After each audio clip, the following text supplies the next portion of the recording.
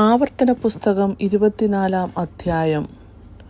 ഒരു പുരുഷൻ ഒരു സ്ത്രീയെ തിരഞ്ഞെടുത്ത് വിവാഹം ചെയ്ത ശേഷം അവളിൽ ദൂഷ്യമായ വല്ലതും കണ്ടിട്ട് അവന് അവളോട് അനിഷ്ടം തോന്നിയാൽ ഒരു ഉപേക്ഷണ പത്രം എഴുതി കയ്യിൽ കൊടുത്ത് അവളെ വീട്ടിൽ നിന്നും അയക്കണം. അവൻ്റെ വീട്ടിൽ നിന്ന് പുറപ്പെട്ട ശേഷം അവൾ പോയി മറ്റൊരു പുരുഷന് ഭാര്യയായി ഇരിക്കാം. എന്നാൽ രണ്ടാമത്തെ ഭർത്താവ് അവളെ വെറുത്ത് ഒരു ഉപേക്ഷണ പത്രം എഴുതി കയ്യിൽ കൊടുത്ത് അവളെ വീട്ടിൽ നിന്നും അയക്കുകയോ അവളെ ഭാര്യയായിട്ടെടുത്ത രണ്ടാമത്തെ ഭർത്താവ് മരിച്ചു പോവുകയോ ചെയ്താൽ അവളെ ഉപേക്ഷിച്ച മുമ്പിലത്തെ ഭർത്താവിന് അവൾ അശുദ്ധയായ ശേഷം അവളെ പിന്നെയും ഭാര്യയായി പരിഗ്രഹിച്ചുകൂടാ. അത് യഹോവയുടെ മുമ്പാകെ അറപ്പാകുന്നു. നിന്റെ ദൈവമായ യഹോവ നിനക്ക് അവകാശമായി തരുന്ന ദേശം നീ പാപം കൊണ്ട് മലിനമാക്കരുത്. ഒരു പുരുഷൻ പുതുതായി ഒരു സ്ത്രീയെ പരിഗ്രഹിച്ചിരിക്കുമ്പോൾ അവൻ യുദ്ധത്തിന് പോകരുത്. അവൻ്റെ മേൽ യാതൊരു ഭാരവും വെക്കരുത്.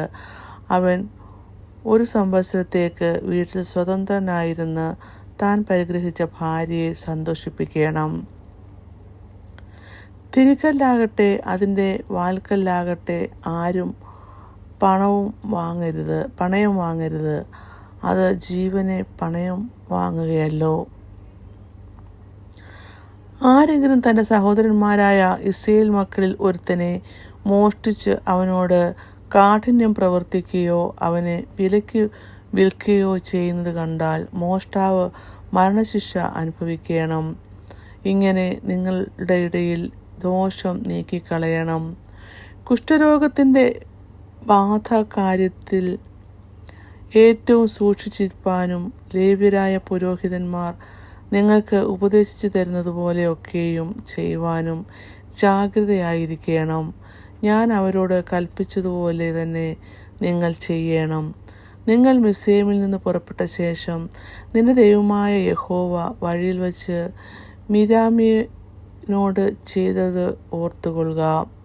കൂട്ടുകാരന് എന്തെങ്കിലും വായ്പ കൊടുക്കുമ്പോൾ അവൻ്റെ പണയം വാങ്ങുവാൻ വീട്ടിനകത്ത് കടക്കരുത്. നീ പുറത്തു നിൽക്കണം. വായ്പ വാങ്ങിയവൻ പണയം നിന്റെ അടുക്കൽ പുറത്തു കൊണ്ടുവരണം. അവൻ ദരിദ്രനാകുന്നുവെങ്കിൽ നീ അവൻ്റെ പണയം കൈവശം വെച്ചുകൊണ്ട് ഉറങ്ങരുത്. അവൻ തൻ്റെ വസ്ത്രം പുതച്ച് ഉറങ്ങി നിന്നെ അനുഗ്രഹിക്കേണ്ടതിന് സൂര്യൻ അസ്തമിക്കുമ്പോൾ പണയം നീ അവന് മടക്കി കൊടുക്കണം. അത് നിന്റെ ദൈവമായ യഹോവയുടെ മുമ്പാകെ നിനക്ക് നീതിയായിരിക്കും. നിന്റെ സഹോദരന്മാരിലോ നിന്റെ ദേശത്ത് നിന്റെ പട്ടണങ്ങളിലുള്ള പരദേശികളിലോ ദരിദ്രനും അഗതിയുമായ കൂലിക്കാരനെ നീ പീഡിപ്പിക്കരുത്. അവൻ്റെ കൂലി അന്നേക്കന്ന് കൊടുക്കണം. സൂര്യൻ അതിന്മേൽ അസ്തമിക്കരുത്. അവൻ ദരിദ്രനായി അതിനായി ആശിച്ചുകൊണ്ടിരിക്കുന്നുവല്ലോ.